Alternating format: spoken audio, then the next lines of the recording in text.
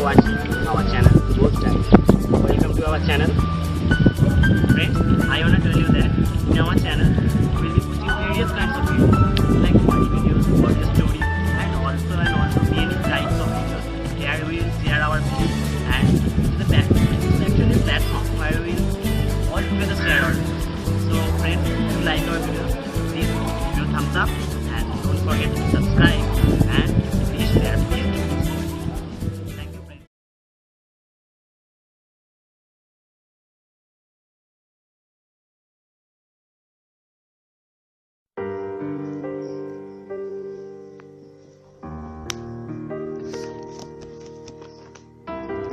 আজ সেই বিশেষ দিন। আজ আবারও তোমার সাথে আমার দেখা হবে। সবকিছু শুরু হয়েছিল যখন তুমি ছিলে মোবাইলে পিপ পিপ করে চলতে থাকা সবুজ বাতি, শুধুই একটা আওয়াজ। হোয়াটসঅ্যাপে অজানা নাম্বারে চ্যাট যেমন অনেক অবাক প্রেমের জন্ম দিয়েছিল, তার মধ্যে আমরাও ছিলাম। অবশ্য আমাদের প্রেমটা অজানা ছিল না। পড়তে যে স্যারের কাছে আমাদের অনেকবার দেখা হয়েছিল। সেই তো প্রথম সেবারে অন্য পড়া ফাঁকি দিয়ে তোমার টিউশন টিচারের বাড়ির গেটের সামনে একটা ছেলে যে শুধু তোমাকে দেখার জন্য দাঁড়িয়ে, এটা তো তুমি বিশ্বাসই করতে পারছিলে না। এক টানা 2 ঘন্টা দাঁড়ানোর পর পড়ে বেরিয়ে মাত্র 2 মিনিটের জন্য তুমি আমার দিকে তাকিয়ে হেসে চলে গেলে। কিন্তু ওই 2 মিনিটই যথেষ্ট ছিল আমার সকল ক্লান্তি দূর করতে।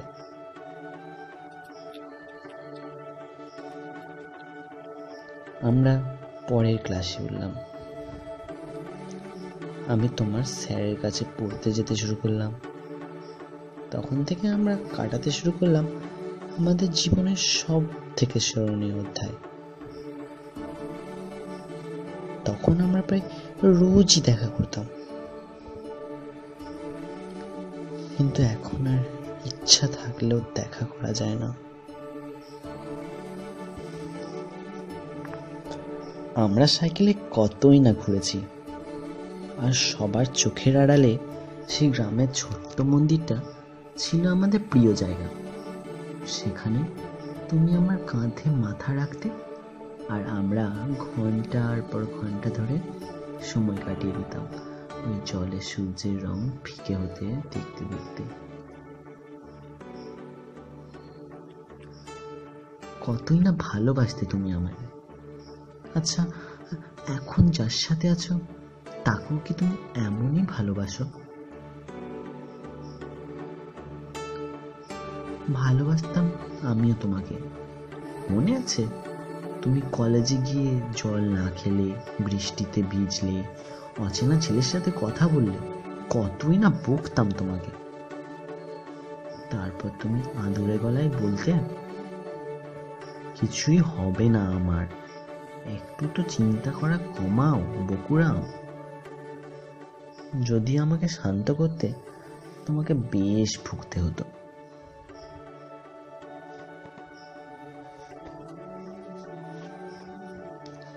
আমাদের ফার্স্ট লাভ অ্যানিভার্সারির কথা মনে পড়ে তোমার? কি সাহসী না ছিলে তুমি! সবার মাঝে কেমন কিস করেছিলে। ভীতু তো ছিলাম আমি,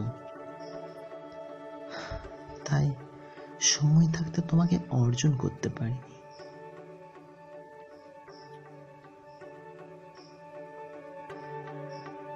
মনে আছে বাঁধানো পুকুরের পাড়ে যখন সূর্যের লাল চাদর আমাদেরকে বাকি পৃথিবীর থেকে আলাদা করে দিয়েছিল, তখন আমাদের মনগুলো কতই না ছিল কাছে।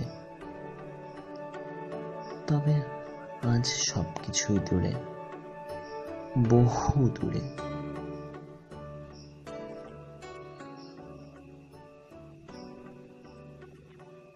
অন্যদের মতো আমাদেরও ঝগড়া হতো, কিন্তু শেষের দিকে ঝগড়াটা একটু বেড়ে গিয়েছিল।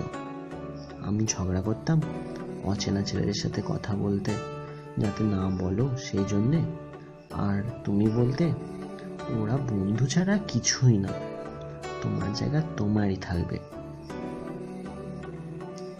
বড্ড বেশি স্বার্থপর হয়ে গেছিলাম, হয়তো অনেকটাই বেশি,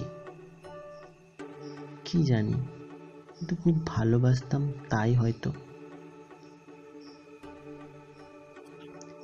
শেষ যেদিন তোমার সাথে আমার কথা হয়েছিল, আমার জ্যাকেটটা বুকে জড়িয়ে তুমি খুব কেঁদেছিলে, কিন্তু আমি না কিছুই করতে পারছিলাম না।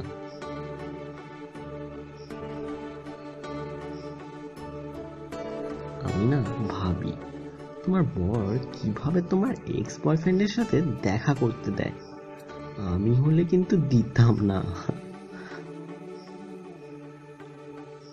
এরপর 3টি বছর কেটে গেল। ওই যে তুমি এসে গেছো, হাতে বরাবরের মতোই মিষ্টি রজনীগন্ধা।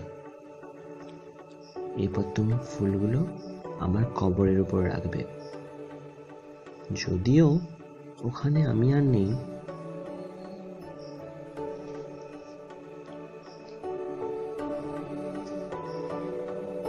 তোমার কান্না শুরু হয়েছে, আমি জানি তোমার কান্না বাড়বে, আরো বাড়বে, বাড়তেই থাকবে। সেদিন অ্যাক্সিডেন্টের পর হাসপাতালে যখন আমি আমার শেষ নিঃশ্বাসগুলো গুনছিলাম, তখন তুমি আমার জ্যাকেটটা ধরে এমন করেই কাঁদছিলে, পাগলের মতো কাঁদছিলে।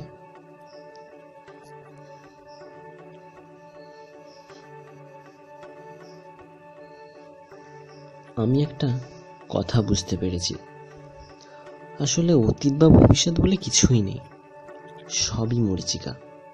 তাই আমাদের যা করার এখনই করতে হবে, যা বলার এখনই বলতে হবে, কিন্তু আমরা তা কেউ পারি না।